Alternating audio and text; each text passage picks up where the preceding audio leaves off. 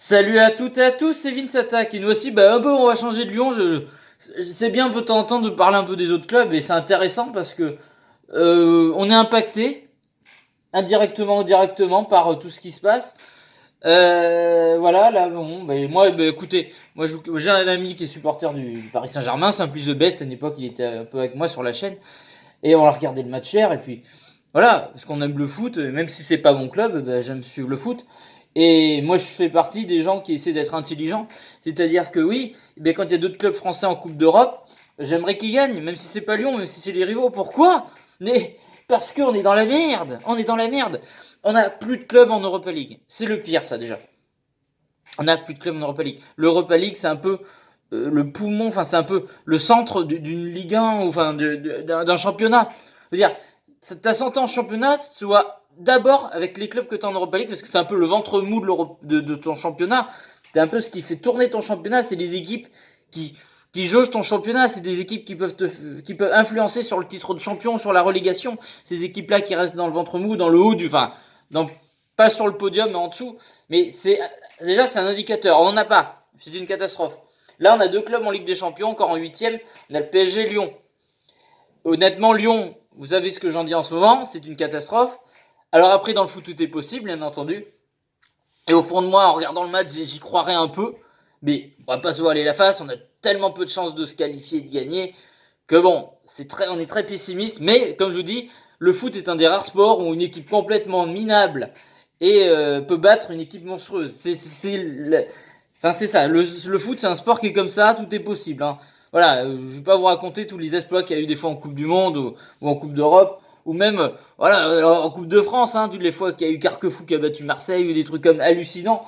Bon voilà, c'est pour ça que dans le foot, tout est possible. Bon, là hier, merde, ben oui, Paris, j'aimerais qu'il se qualifie parce que potentiellement, c'est quand même fou. C'est une équipe qui met, on va regarder le classement de Ligue 1.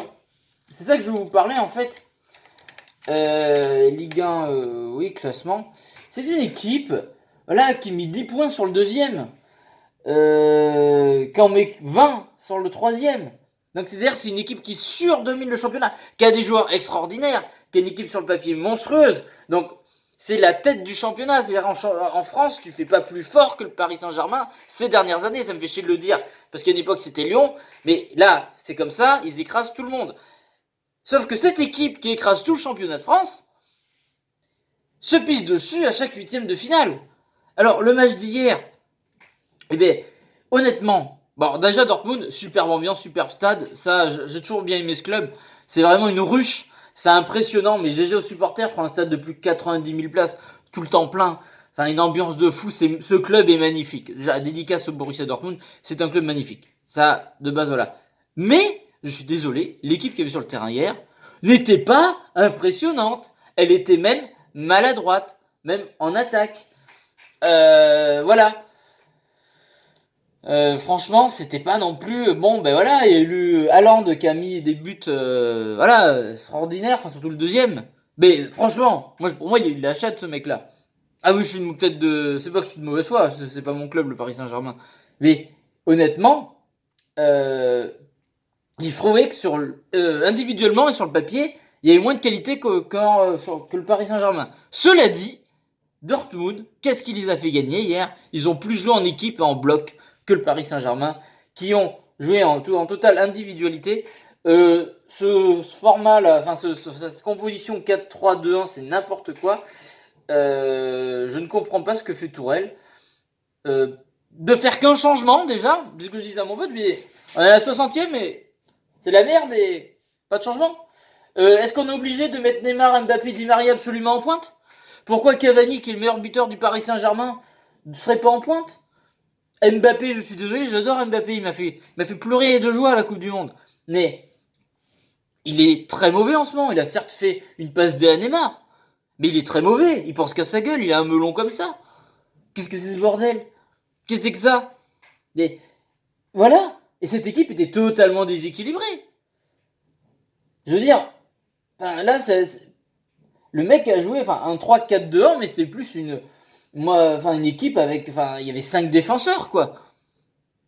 Verratti, Gay ont fait un bon match. Verratti a fait un très bon match. Verratti qu'on critique tout le temps, qui fait beaucoup de bêtises, qui a fait perdre des matchs de Ligue des Champions à Paris d'ailleurs, par le passé, a été bon ce soir par exemple. Mais en face, c'est complètement déséquilibré. Ils veulent tellement mettre les millions devant, enfin les millions.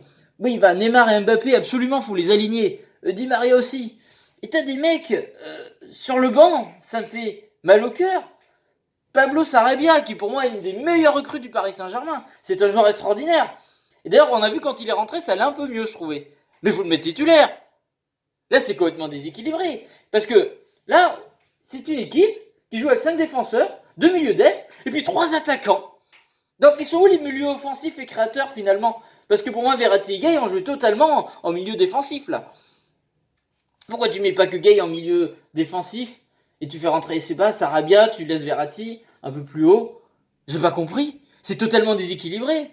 Je sais pas, c'est comme si vous avez, je sais pas, une espèce de petite tige, une espèce de tige en bout, c'est super épais et ça penche dans tous les sens. Je sais pas comment expliquer ça, mais je trouve cette équipe totalement déséquilibrée. À vouloir absolument aligner tous les gros attaquants, tu fais n'importe quoi. Ce n'est pas une équipe, ça c'est pas une équipe de foot. Hein? Je suis désolé. Pourquoi il faut.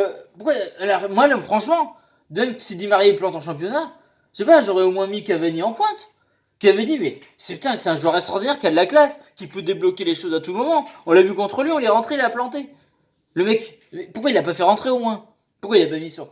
Je sais pas. Mais il y a vraiment des soucis. Neymar, moi, désolé, vous savez très bien que ceux qui suivent la chaîne depuis longtemps, je ne supporte pas ce mec. Je n'aime pas son comportement. Mais depuis qu'il.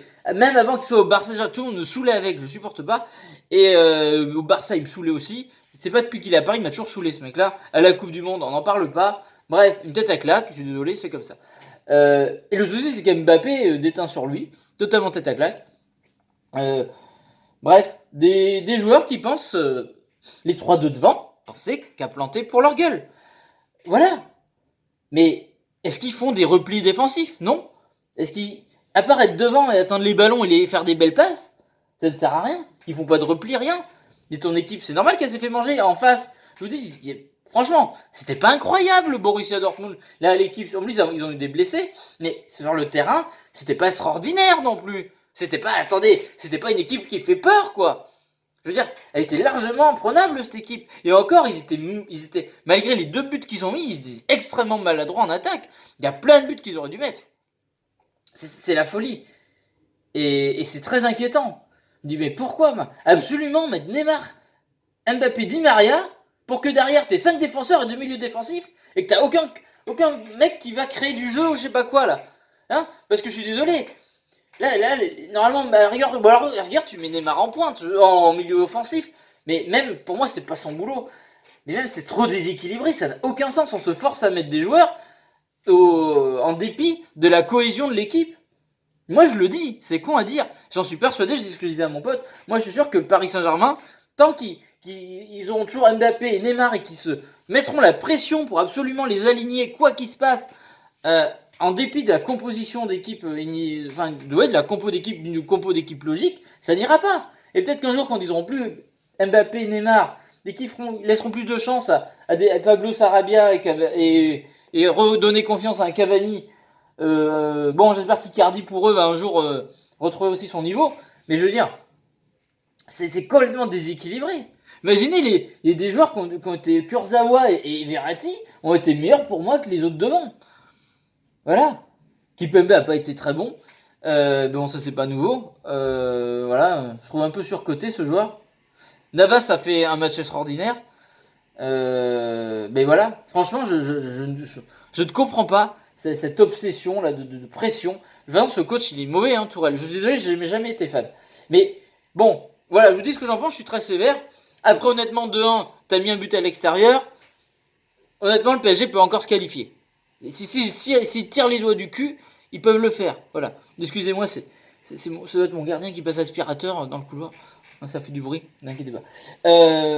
Totalement. Enfin, peuvent se qualifier largement. Je vous dis, t'es au Parc des Princes, tu reprends ton orgueil et putain, tu fais une composition d'équipe cohérente. Moi, tu vires les mecs avec des gros melons. Et voilà, putain, je suis sûr que le Paris Saint-Germain peut bouffer Dortmund au Parc des Princes. Normalement. Mais pas en ayant un mental comme d'hier. Déjà, ils n'ont pas de mental, pas une composition totalement à la ramasse, pas avec des joueurs qui ont le melon. Parce qu'en championnat de France, tout est facile. Je vais vous dire, mais aussi, c'est la Ligue 1 aussi qui fait défaut Paris Saint-Germain et les autres clubs. Ils n'ont pas de concurrence. Désolé, quand tu mets 10 points sur le deuxième. Enfin, Marseille, c'est pas une concurrence. En plus, Marseille, c'est presque une fausse concurrence. Parce que Marseille ne joue plus rien. Et n'a jamais eu de Coupe d'Europe cette saison. Donc, en fait, ils ont même pas de fatigue. En fait, si vous voulez. Donc, ça fausse presque le championnat parce que ils sont bons, mais par défaut. Parce que les autres sont. Enfin, Lyon est très mauvais en ce moment. Enfin, ça s'est fait la pire saison depuis des années. Voilà, il n'y a pas vraiment de concurrents. Et je pense pas que Rennes et Lille vont concurrencer Marseille. Mais le souci, c'est que c'est trop friable tout ça. C'est trop friable. Tu peux pas compter là-dessus. Tu peux pas compter là-dessus. Ils ont pas de concurrence en championnat. Ce qui fait que quand tu arrives, ils se mettent du coup, quand ils sont en Coupe d'Europe, le 8ème de finale de tous les ans, ils se mettent une pression fou, ils se chient dessus. En plus, le coach met n'importe quoi. Il se met une pression pour mettre tous les kékés là en attaque. Et puis voilà ce que ça fait. C'est tout. Moi, je l'analyse comme ça. Et malgré tout, je pense que le Paris Saint-Germain peut se qualifier. Mais si le Paris Saint-Germain ne se qualifie pas, c'est une catastrophe pour le football français. Parce que Lyon, je suis pour l'OL. Mais à part un exploit, et j'y croirai, je vous dis, quand je regarderai les matchs. Mais honnêtement, on ne devrait pas passer. La logique voudrait qu'on passe pas, mais bon, le football peut dire autrement. Mais imaginez, là, on n'a plus Paris plus long. Ben, on n'a plus rien en Coupe d'Europe, on n'a plus d'Europa League, on n'a plus de Ligue des Champions, on va regarder les autres comme d'habitude. Et qu'est-ce qui va se passer? Je sais pas, un jour, on va avoir deux équipes en Ligue des Champions. Le champion qui va se qualifier directement et le deuxième qui va faire un tour de barrage si ça continue. Parce que c'est ça. Parce que arrêtez de dire, veut qu'ils perdent. Mais les gars, si nos clubs, là, si Paris perd et tout, et qu'on n'a plus de points UEFA, qu'est-ce qui va se passer? Ce qui va se passer, c'est que même vos clubs à vous, ils accéderont même plus en étant troisième à la Ligue des Champions. Donc arrêtez d'être cons et réfléchissez 5 minutes à ça. Au lieu de toujours se clasher entre nous. Nous, en France, on est un pays, on peut pas se permettre, comme les autres pays, de se marrer quand ton club rival y perd. Parce que nous, c'est une catastrophe. Parce que ça impacte ton club. Je vous dis, ton club, bientôt, on sera troisième et on ne pourra même pas jouer la Ligue des Champions. Ça sera l'Europa League et le quatrième, il n'aura rien du tout. Parce qu'on va finir comme dans des vieux championnats pourris. Mais on a un vieux championnat pourri de toute manière. Mais voilà, mais c'est ça. C'est pour ça que je vous dis, c'est une catastrophe pour le football français si le Paris Saint-Germain ne se qualifie pas. Parce qu'il n'y en aura plus rien. Et les points UEFA, on n'en aura plus.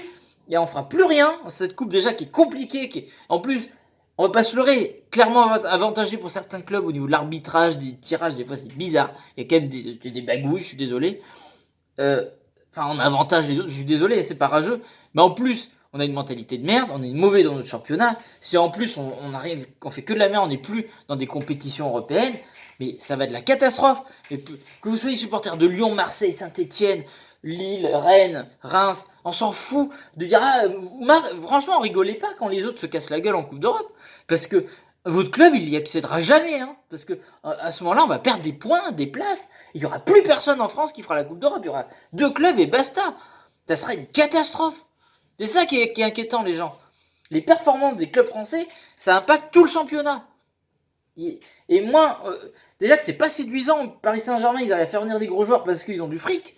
Et que Paris, c'est une ville attractive. Voilà. Mais honnêtement, sans ça, on n'attirait personne. Il n'y aurait personne. C'est une catastrophe. C'est une catastrophe, notre championnat. C'est une catastrophe. Et ça va pas. Je dis plus de clubs en Europa League, c'est une catastrophe. Si on n'a plus de clubs là, si on n'a pas au moins un club en quart de finale de Ligue des Champions, c'est une catastrophe. Parce que, à rigueur, quand Lyon et Paris se chient en 8ème de finale, ou que Paris se chie en 8ème de finale tout seul, bah, avant, t'avais une fois Monaco qui a fait demi-finale de Ligue des Champions à côté. T'avais au moins Marseille qui a fait une finale d'Europa League, Lyon qui a fait une demi-finale d'Europa League c'est avant. Bon, au moins il y avait de la vie dans l'Europa League. Il n'y avait plus de Ligue des Champions, mais il y avait des clubs en Europa League. Sauf que là, il n'y en a plus. Putain, mais vous vous rendez pas compte de la cataxée. Donc arrêtez de faire mais non, on s'en fout. Ben non, parce qu'un jour, on n'aura carrément plus de clubs français en Coupe d'Europe si ça continue. Et c'est ça qui est grave en fait. Donc c'est pour ça. Il faut impérativement que Paris se qualifie. En quart de finale, ils peuvent le faire, mais il va falloir arranger tous ces défauts à la con, que ces joueurs dégonflent le melon, que Tourelle fasse des compos logiques, et pas des trucs qui ont aucun sens comme il a fait hier, pas faire de changement, rien, vraiment c'est abruti. Voilà. Lyon, je vais pas leur mettre la pression parce que, voilà, après c'est sûr si on faisait un exploit au moins on faisait un nul, un truc comme ça, et même si on se qualifie pas, qu'on ait une bonne prestation, j'aimerais bien qu'on ait au moins un match nul. J'y crois pas, parce que vu les derniers matchs, ça me fait très peur. Mais j'aimerais bien. Mais voilà, on peut compter que sur Paris et Lyon. Lyon, c'est quasiment impossible. Paris, c'est possible. Donc voilà. Bon, enfin voilà, j'aimerais que les clubs français bougent le cul parce que j'ai très peur. Moi, je m'inquiète vraiment, c'est ça qui m'inquiète. Bon voilà, je vous ai donné mon point de vue sur tout ça. Écoutez, c'est important de parler aussi un peu de ce qui se passe autour de. Il n'y a pas que Lyon, parce que je dis Lyon, si il n'y a pas de concurrence, s'il n'y a pas de club qui fait de la Coupe d'Europe, ben un jour, peut-être que, regardez au point où on en est, un jour on arrivera, même en étant troisième, ben, on ne pourra même pas se qualifier en Coupe d'Europe si ça continue. Surtout avec la réforme là qu'ils veulent faire, c'est encore plus compliqué. Enfin bref. Bon écoutez, dites-moi ce que vous en pensez dans les commentaires, laissez un pouce bleu, abonnez-vous, le ci, le là. Je vous fais des gros bisous et dites-moi ce que vous en pensez. Est-ce que vous êtes inquiet comme moi pour le foot français? Moi je suis extrêmement inquiet. Voilà. Allez, gros bisous tout le monde.